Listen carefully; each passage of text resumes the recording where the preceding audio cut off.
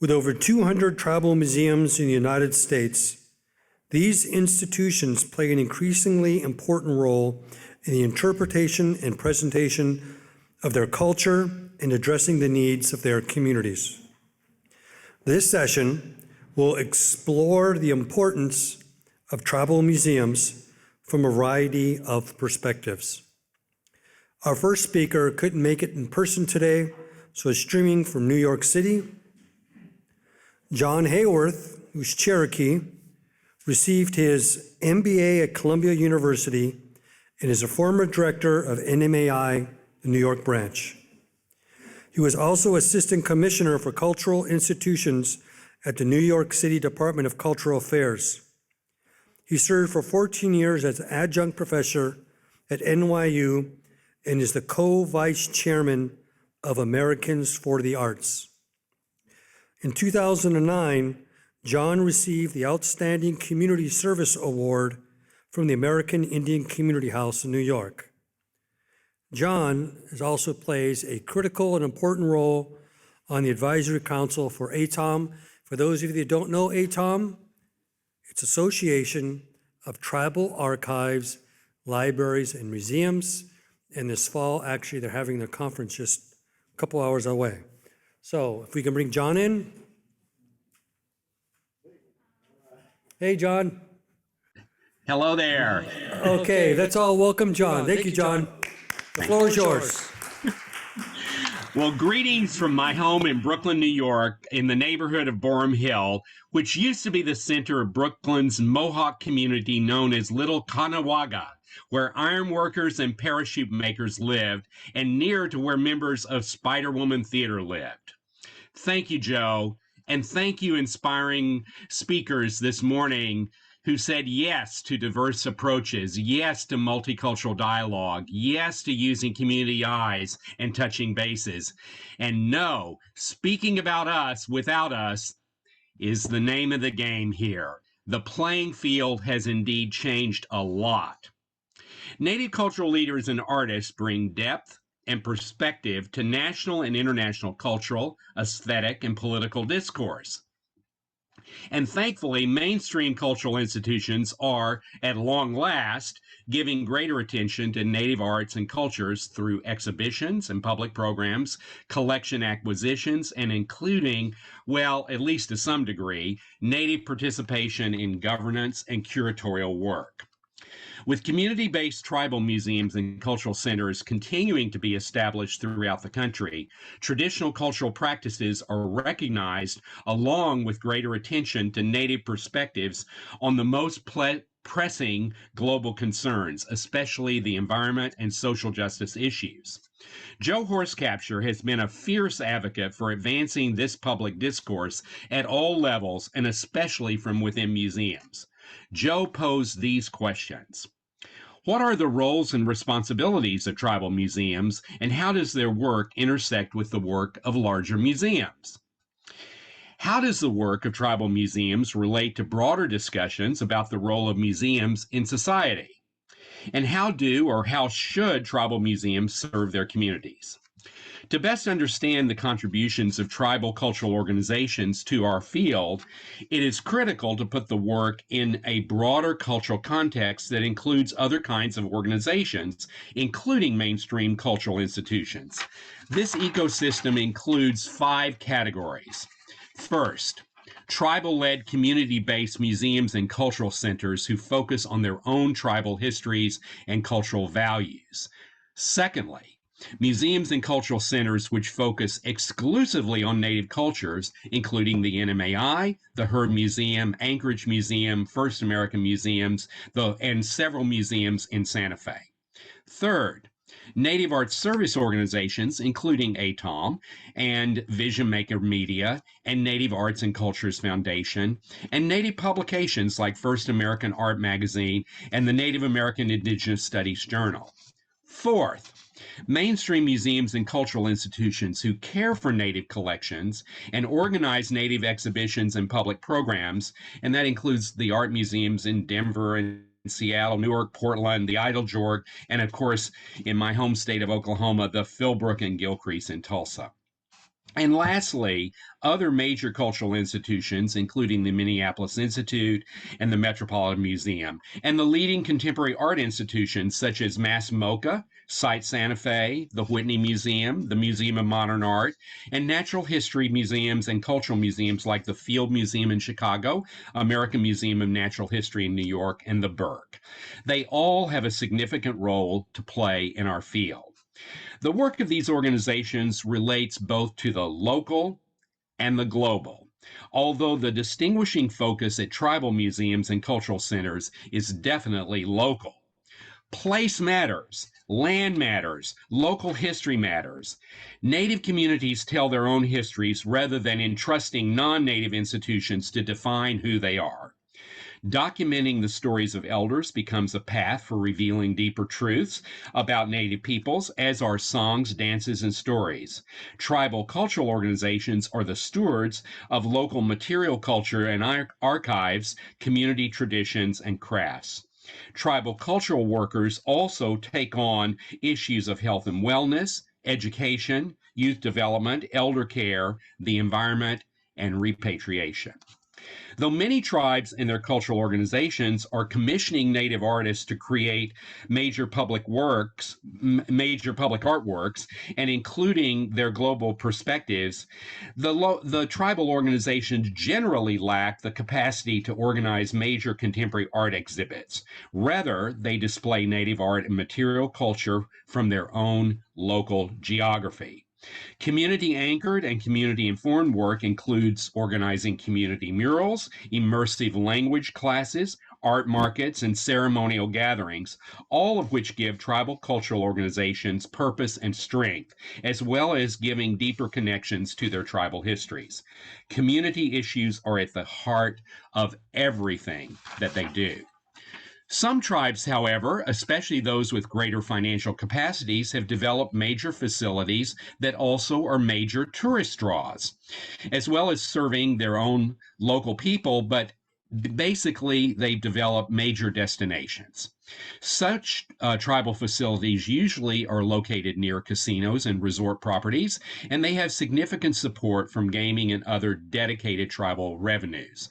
Examples include the Chickasaw Cultural Center in Sulphur, Oklahoma, with a 109-acre campus. The Seminole Indian Museum, with collection loans from NMEI, is this AAM-accredited museum, has state-of-the-art collection vaults. The Mashantucket Pequot Museum, a 308,000 square foot complex, which is tribally owned and operated, and the museum at Warm Springs, Oregon. And an interesting fact about this museum is that due to a tribal referendum in 1988 approving $3.2 million, which at the time was the largest sum committed to a tribe for a museum. And of course, across the country, there are many other Native destinations: Southern Youth Cultural Center and Museum, the Akwesasne Museum, the Seneca Art and Cultural Center, and a group of Cherokee Nation-owned cultural facilities in Northeast Oklahoma. There also are significant Native museums that, while are not tribal museums per se, focus on specific geographic areas and have deep connections to the tribes in their region. The Anchorage Museum, and of course we heard that wonderful presentation about the First Americans Museum in Oklahoma City. These are prime examples. Okay, well, there's a complementary world that's made up of Native artists, curators, writers, performers, and activists who are engaged in a complicated global cultural conversation with cultural institutions, major museums throughout the world, art fairs, ever more prominent art galleries, and publications, both native and non-native publications. Home communities serve as a source of strength and inform their cultural production, which intersects with these global networks.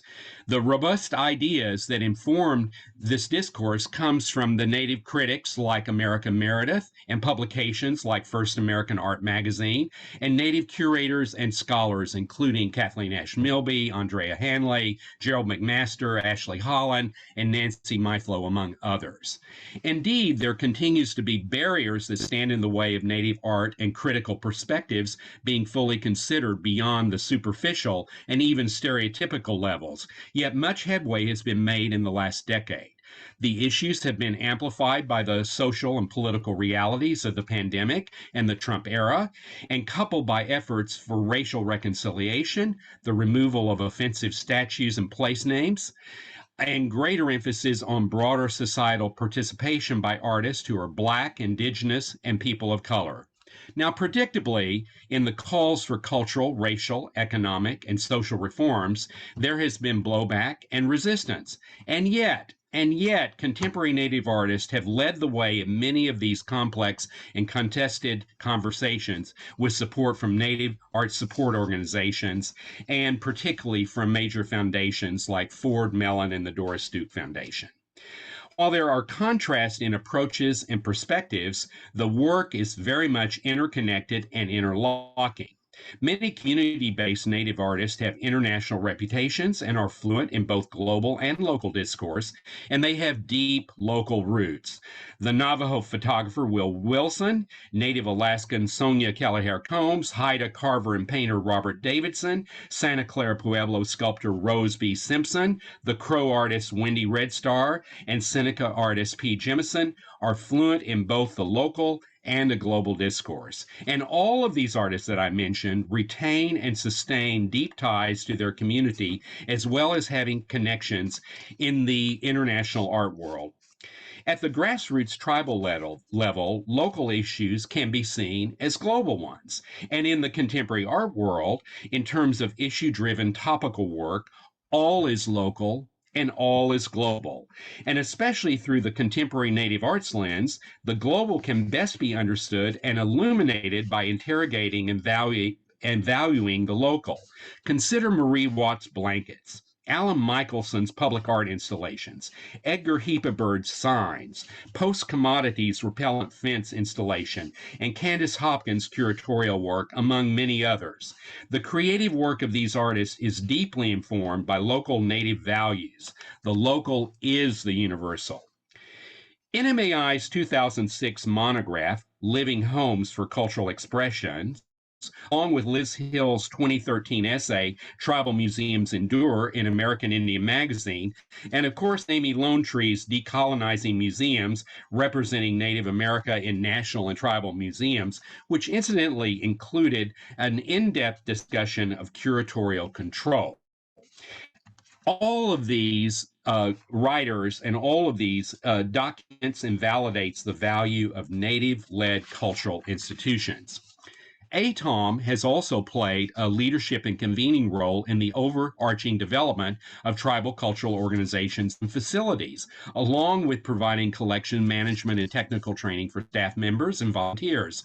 And while ATOM primarily serves as a network of tribal museums and libraries, ATOM also is a forum for a far broader Native cultural field.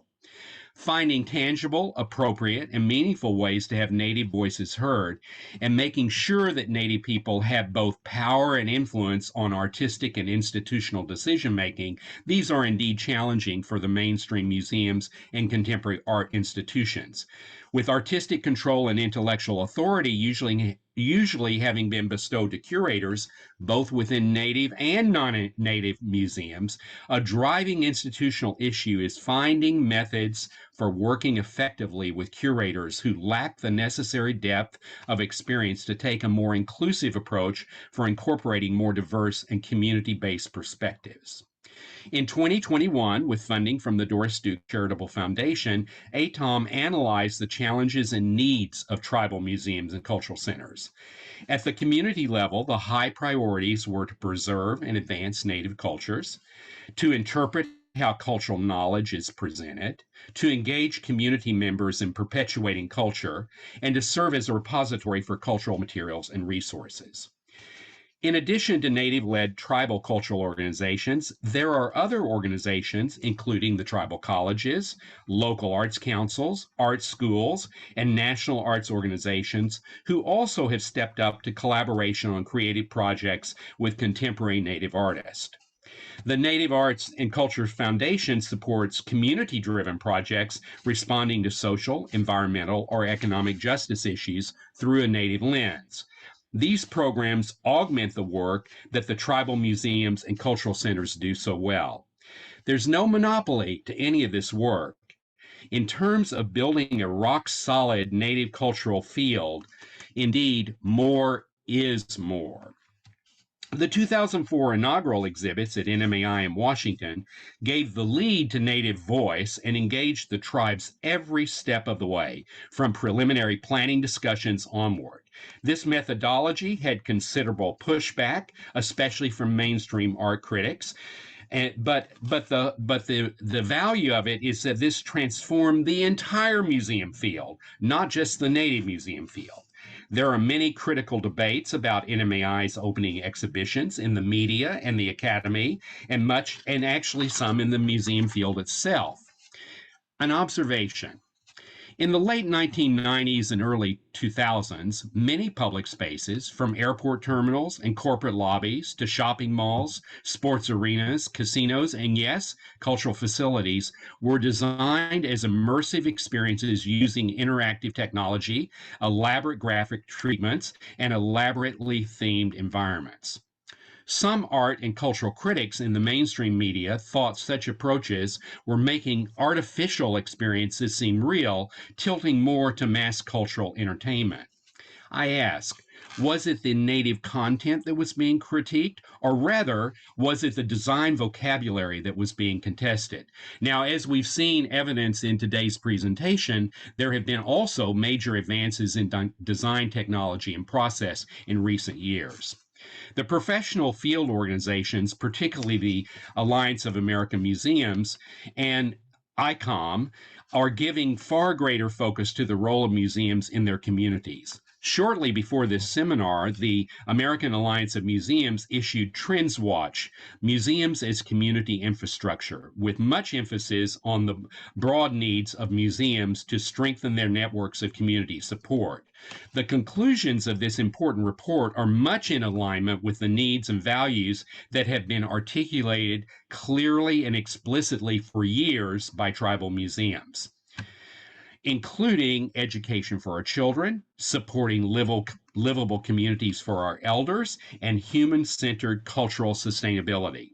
Certainly, there continues to be criticism of mainstream cultural institutions for long-standing issues related to representation, inclusion, and authority. And yet, the cultural field is taking positive steps to encourage Native and other underrepresented voices in the work. I honor everything that Patricia Norby articulated today about the Metropolitan Museum and would add to the list the commissioning of Kent Monkman's enormous monumental paintings in the Great Hall. Certainly, Dr. Norby is committed to partnering with Indigenous American communities, scholars, and artists, and she believes in community curation. This is really a powerful statement from one of our most important curators. The Brooklyn Museum invited Choctaw Cherokee artist Jeffrey Gibson not only for a retrospective of his work as an artist, but also as a curator to take on and interpret historic Native works in their permanent collections. Over the years, in reinstalling the Native collections at the Brooklyn Museum, they invited Native participation throughout the exhibition development process. For the Greater New York 2021 survey show at the Museum of Modern Art, there were major works selected by Native artists, including Pete Jemison, Alan Michelson, Shelley Nero, and Athena Lataka, all of whom address cultural and environmental issues that have resonance in Native communities. The connections to their Native communities are deeply rooted, and these qualities are articulated powerfully in their work. Art museums around the country are engaging Native artists and communities at ever higher and ever more authentic levels. Examples include, of course, the Autry, the Heard Museum, the Brooklyn Museum, Seattle, Denver, the Portland Museum, the San Antonio Museum of Art, the Rockwell Museum, the Minneapolis Institute, and the Peabody Essex, among others. Through its Native Fellowship program, which started in 1999, the Eiteljorg Museum in Indianapolis has become a national platform where contemporary Native artists are supported and their work is collected. Likewise, the Natural History Museums, including the Natural History Museum in New York and the Field Museum in Chicago, have all made significant changes in how they engage Native communities and cultural experts in exhibition development, curatorial practices, and collection management. The major art museums, notably the Museum of Modern Art, the Whitney Museum of American Art, have in recent years added considerable Native art to their collections, in addition to incorporating Native art in exhibitions and public programs at increased level. The Indigenous artists Rebecca Belmore, Raven Chacon, Candace Hopkins, and Dwayne Linklater were all included in the 2022 Whitney Biennial, which recently opened and will run through early September this year. As we consider this cultural phenomena of tribal organizations, let's never forget the long traditions of the humble American Indian basket, or the Native artists who graduated from the Institute of American Indian Arts, or the establishment of the National Museum of the American Indian, and related developments in Indian country, with a rethinking of voice, of authority, the power of the local and the global, the expansive of tribal cultural organizations nationally, and how, at long last, Native voices are being respected and honored, collected and exhibited, participation and going stronger than ever. In closing today, I want to recognize, because I stand on the shoulders of my family members, especially Earl Boyd Pierce, who advocated for Cherokee rights on the Arkansas River, my first cousin, Margaret Verbal, the novelist who wrote Maud's Line, Cherokee America, and Two Feathers Fall from the Sky, and our grandmother, Fanny Anderson Hayworth. I honor the inspiring accomplishments and groundbreaking leadership of Rick West and my NMAI colleague, George Horsecapture. And special thanks to the Autry and to Joe Horsecapture, who invited me to speak at this Marshall McKay Seminar. I'm so honored to be here. Thank you so much.